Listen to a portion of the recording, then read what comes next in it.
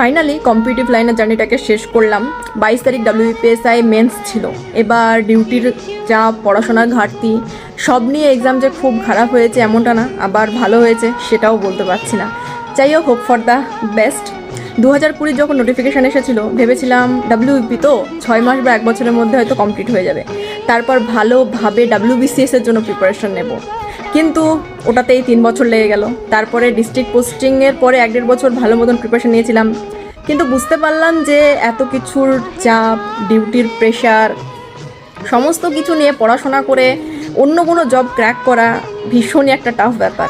এবার চাকরির পরে ফ্যামিলির দায়িত্ব, ভাই বোন, বাবা মা সব কিছুই চলে আসে, আর ডিউটির প্রেশার তো পুরো মা বোন এক হয়ে গেছে। তো এবার এটা নিয়ে বেশি দূরে গেলে শুধু মাথা খারাপ হবে, আর বাকি কিছুই হবে না। সেই জন্য এটাকে স্টপ করলাম।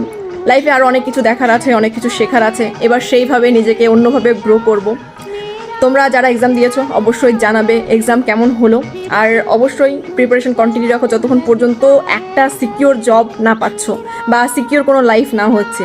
চাকরি করতেই হবে এমন কিছু নয়, তবে যে কোনো জিনিসের যেটাই শুরু করবে 5-6 বছর বা 7 বছর মানে ভালো মতন সেটাকে সময় দাও, যদি না হয় তারপর সেটা থেকে কুইট করো। যাই হোক, সবাইকে অল দ্য বেস্ট তোমাদের ফিউচার লাইফের জন্য। কনস্টেবল তো শেষ হয়ে গেল, WBPSI খুব তাড়াতাড়ি হয়ে যাবে। সবাইকে অল দ্য বেস্ট।